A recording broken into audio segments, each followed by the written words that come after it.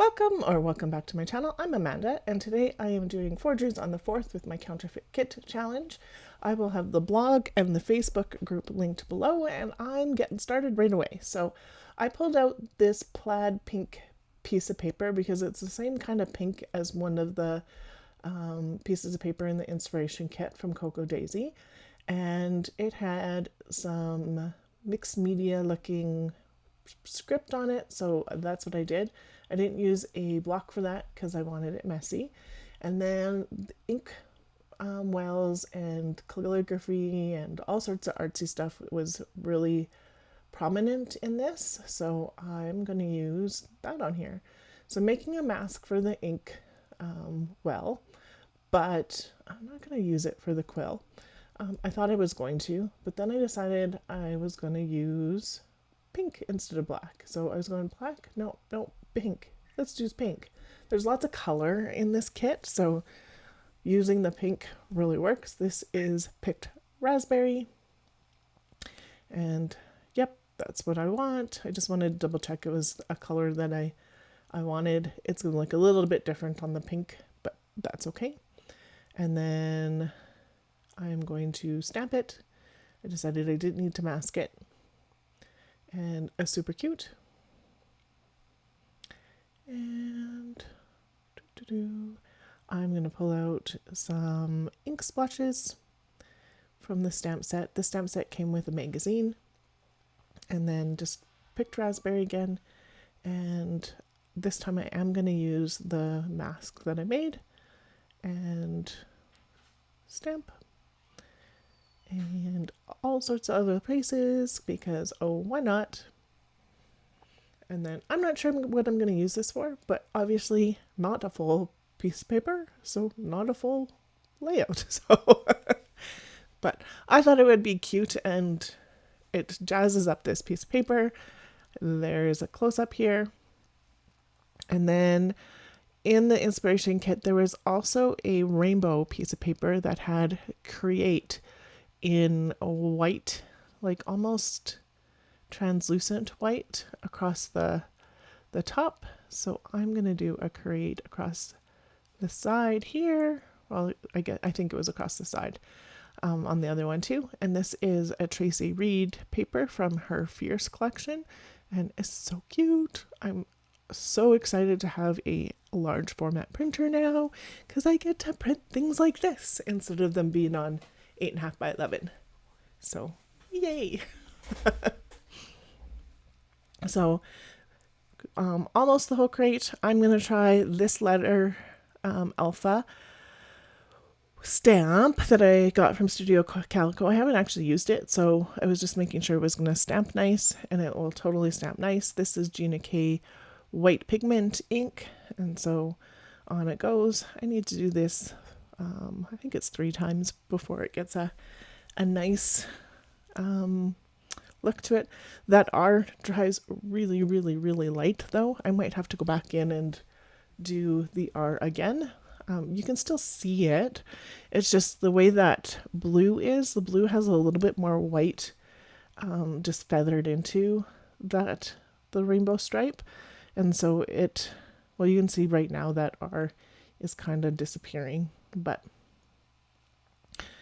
it is good to start with. And then I wanted to try it one more time, but with this pink fresh paper. And so this is a 12 by 12 sheet. I am going to use this Boulder Close to My Heart alpha stamp, and I'm going to line it up with the second line in, and so that it lines up right on each of the colors. But I'm also going to do this in white. So I do it 3 times. But here, I'm moving it up, and that T I'm not going to be able to do right away. These are also sticky.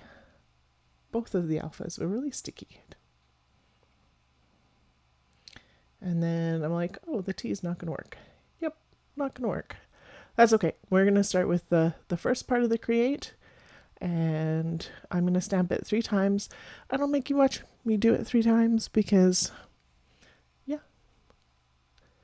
this whole process between the 3 papers and I'm going to do a stitching thing took me probably over an hour to do. So this didn't take me too long, but the stitching and everything else that I did. And then I do have to rotate my paper so that I can fit the T and the E on, because otherwise it would go off my platform the other way, or obviously off my platform the way it was before. So I'm going to do this, I think 3 times 2. And I don't know where the last bit of that went to. So the last thing I'm going to do is this paint palette, and it is, I think it's called Colorful Palette. It's from Spellbinders. It is from one of their dies of the month, and I think it was from August 2024. So, and then I am going to cut things in silver and black and white, and I also cut this foam with double-sided tape. And the foam didn't cut very nice, but I thought I'd leave this in so you could see what I'm still going to use it. And so I don't think it cut very nice, only because that one part of the die has some embossing bits on it and it squished it funny. So I'm just going to trim it. I'm going to pull out my craft knife and my craft mat, and then I'm going to cut it down. So I'm going to cut what I can here first with my scissors. I'm going to put the backing on because I do want this to have some dimension to it. And then craft mat, craft knife. I'll show you a little bit of this and literally just going to cut it away. And so you can feel where you are so that you're not going through your paper, but you can feel where it's at. So I did clean it up, and then the last little bit, I am going to use my Sharpie and I'm just going to color it. Ideally, I would have used a black piece of foam, but I didn't have any black foam, so this works just as well. And then on the top here, you can see where there's white, and then it's almost like magic and disappears. Yay! And then I just colored in the bottom. This ends up being a well, and the paint brush goes in here, so it's not super big deal. And so I cut out 3 of the paint brushes in black, and then the handle I cut out in like a brown wood grain. And then there is 3 of the paintbrush brushes, and then I stitched on that. This is stitched in silver. Then I cut out the cap, or the end piece of the paintbrush in silver glitter. And then this has a little piece that goes underneath some stitching. Here's the paintbrush part, like the actual brush. And then I'm going to put the cap on. The cap has 1 silver and 2 black pieces to give it a little bit of dimension. And then you can see that there's some stitching along the handle for the lengthways of the handle. And then this gets a little foam dot and some glue. And so then that looks like it kind of gives it some dimension for where the brush is what I'm trying to say. And then for the rest of the palette, there is 7 of these just plain rectangles for where the palettes go. And so I'm putting those in. I cut those out of cardstock. And then out of the same cardstock, I cut these white stitching ones and then stitched. So that took me quite a bit of time to do. And I did all of those ones off screen. And then I'll have a little bit of the red one I'll show you on screen because I can. So I'm using glue to glue these on because I don't think double-sided tape would work so well.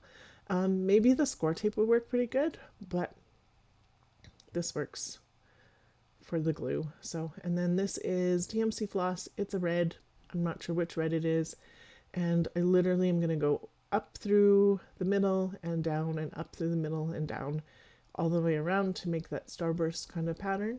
And then I'm going to finish it off with doing a back stitch around the rectangle, and then I just tied it off there. Lots of glue, on it goes. And then the last thing I do is put the paintbrush in. So lots of glue, and in it goes. And then I'm just tucking a little piece of the thread underneath, and that is done. And here is a close-up of that one. There'll be some still shots here to follow for the papers and that kind of stuff, and yay. I will have the Counterfeit Kit Challenge Facebook group and blog listed below. Make sure you head over to the blog and see what some of the other Master Forgers have done. There's some pretty cool things that are happening this month. So thank you so much for watching today. If you're new to my channel, I would really appreciate a subscribe, a thumbs up, and a comment go a long way too. Thank you so much. Have a great day.